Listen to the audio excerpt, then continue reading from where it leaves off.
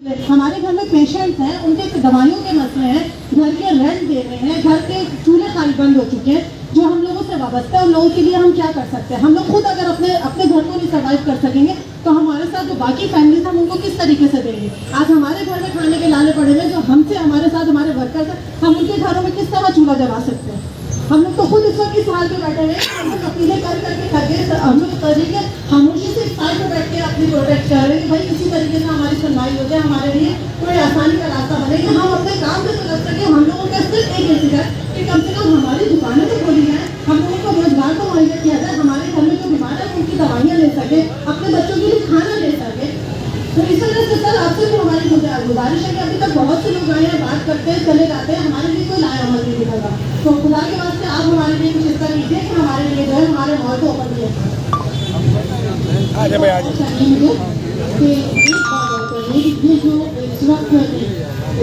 मैं भी कह रही हूँ, जैसे हम लोग सब दुकानदार हैं, ठीक है, और सब दुकानदार हैं हम लोग, और कोई नहीं चाहेगा कि अगर ये बिल्डिंग कह रहे हैं कि बिल्डिंग खराब है, ठीक है। मैंने खुद जाके अपनी दुकान देखी है, अंदर से जाके सर्वे किया है, मेरी दुकान में इतना सा भी धुआं भी नहीं है, सही है। और इतने हमारे सराहन आ रहे हैं, जा पूरा देख रहे हैं, उन्होंने हाँ पूरी बिल्डिंग क्लियर है और नहीं मिला। और सबसे बड़ी बात ये नहीं समझ आ रहा कि हम लोग इतने अपने कारोबार करने एक ऐसी बिल्डिंग जो बिल्डिंग का कर रहा हो, और इतने लोग हम लोग प्रोटेस्ट कर रहे हैं कि अंदर जाने दो।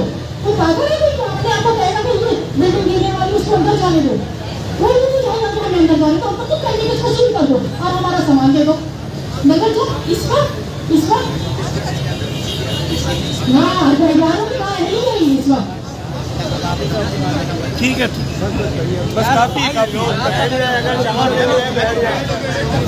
भाई बैठने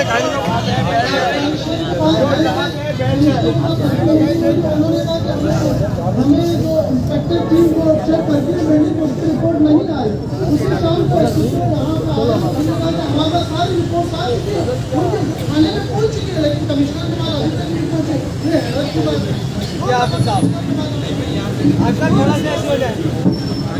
भाई थोड़ी जगह दे दो भाई।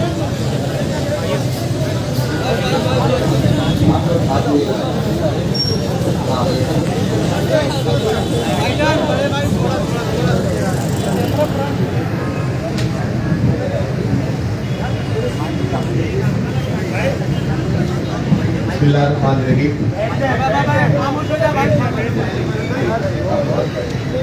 बिस्मिल्लाहिर्रहमानिर्रहीम। एक थोड़ा सा सामने से नजर आते भाई यहाँ भाई थोड़ा साइड हो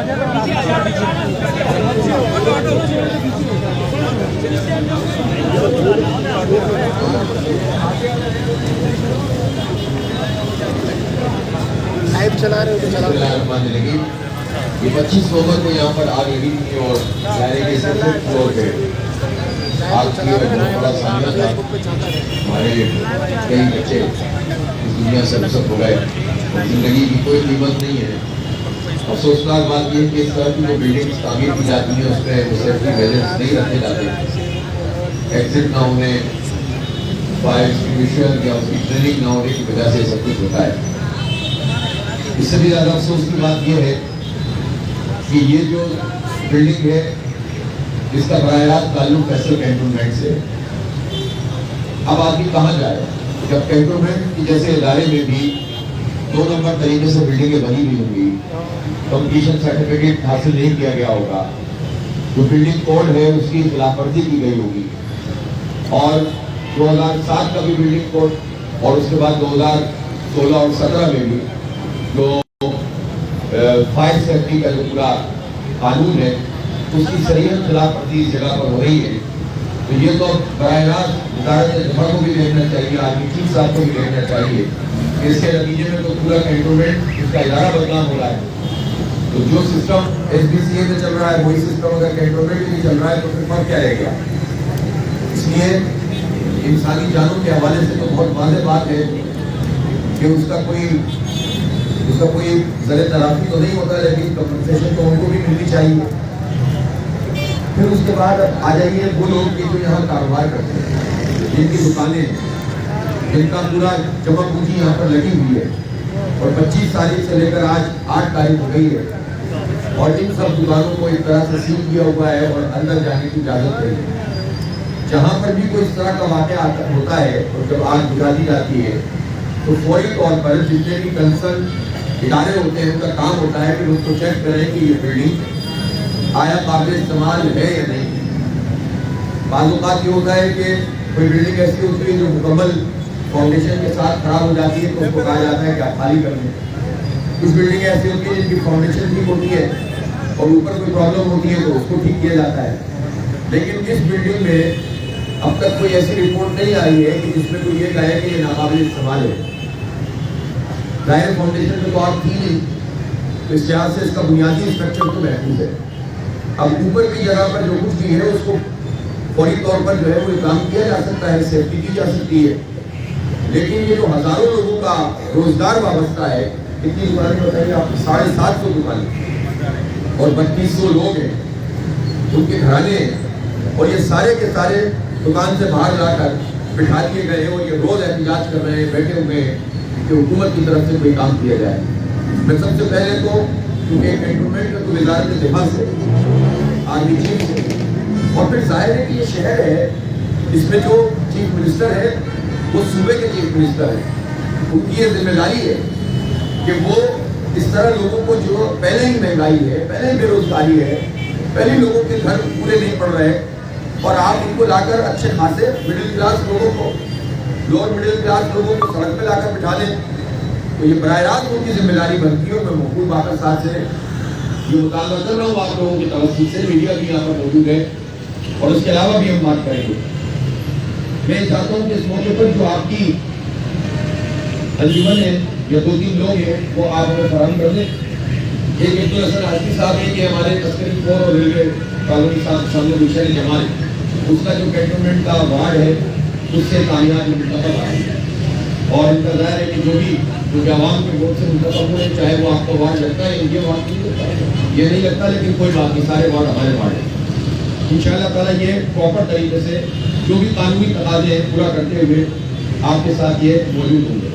नईम अख्तर साहब आप भी, और भी जो भी हमारी पब्लिक हेल्थ कमेटी है, और हमारे टाउन चेयरमैन डॉक्टर फवाद साहब, वो भी इसमें पूरी तरह से शामिल होंगे। उसी के चेयरमैन ये तो कैंटोनमेंट ठीक है, तो जो भी हमारे 4-5 लोग हैं जमात इस्लामी में ये होंगे, 3-4 लोग आपके, ठीक है, इन पर मुश्तमिल एक कमेटी है।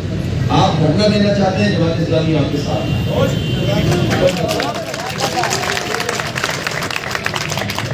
ठीक है, आप एहतजाज करना चाहते हैं, जमात इस्लामी आपके साथ है, तो एहतजाज में हम शरीक होंगे। लेकिन इसके साथ साथ हमें कानूनी जंग भी लड़नी है और फौरी तौर पर इस्लामिया से मैं अभी कमिश्नर साहब से बात करूंगा और सीएम साहब से, ठीक है, जहाँ के कह रहे हैं कि वहाँ अर्शी ज़्यादा मीडिया की तवज्जो का मतलब बना, लेकिन अलमिया वहाँ भी बहुत बड़ा होता है, जाहिर सी बात है। और आप भी उसके, आप इस दुख को समझ सकते हैं कि उनकी दुकानें चल रही है, सारा माल ही चल गया है और फ्लैट बहुत सारे, तो आप भी जाहिर बगैर जले आपको जला दिया गया है।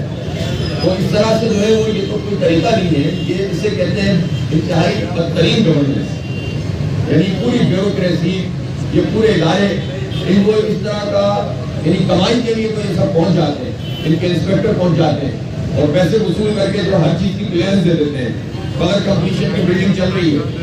लेकिन जब लोगों के रोजगार का मसला है, उनके हक का मसला है, तो ये रुकावटें खड़ी कर देते हैं। लिहाजा मैं यही कहूँगा अब्दुल हसन साहब कि आप इस पूरे मामले को लीड करें, और इन सबके साथ भी हमारे महमूद हामिद साहब भी यहाँ पर आए होंगे, और जो हमारे स्मॉल इंडस्ट्री के हैं, उन्होंने मुझे, और जुनैद मुकाती साहब आप भी तवज्जो से, हमारे डिप्टी पार्लिमानी लीडर हैं, आदिल ससुद्दीन साहब भी काउंसिल में डिप्टी पार्लिमानी लीडर हैं बल्दिया में।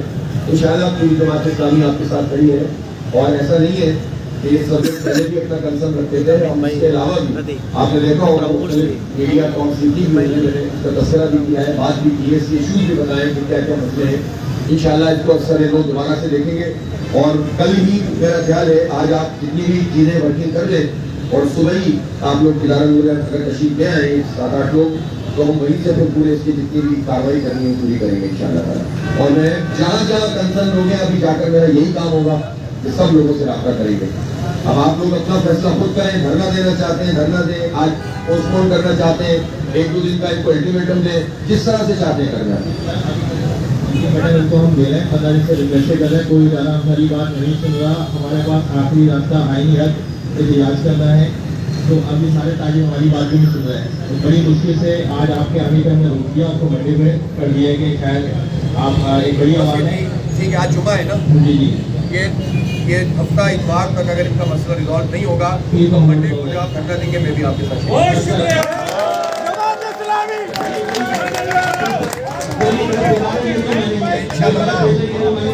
खैर करेगा। गवर्नर साहब हर महीने ऊपर आते थे, कई सारे बड़े बड़े सरबराह ऊपर आते थे, आज ये हमसे मिलने को तैयार नहीं है। हमें कानून सिखा रहे हैं सारे, इनकी भूख बच्चों की भूख का एहसास नहीं है, गाली नहीं जा रहे हैं सारे हमारे। नहीं इंशाल्लाह अपना हक छीनेंगे सर, अगर कोई ऐसे नहीं देगा जमात आपके साथ है। हमारे गाँव में भाई जुमाएं नहीं खुल रही, हम यहाँ रोड पे बैठे हैं, फिर हमें ये मार लें तब हम उठेंगे। हम ऐसे नहीं उठेंगे। और सर आप भी मंडे वादी हमारे साथ आऊँगा इंशाल्लाह। बस आपके आने का बहुत शुक्रिया। मंडे को हमारे साथ होंगे, हमारा भी बड़ा होगा। हम 4 महीने को करेंगे, 400 मिलेंगे, आप आगे तो हम आपको 4 करेंगे। मैं तो आऊँगा ही आऊँगा, लेकिन उससे पहले पूरी जमात सारी आप और ये रहता है कि आप मंडे से पहले उसको उठाने आएंगे, आप बहुत बड़ी आवाज़ है। बहुत शुक्रिया भाई।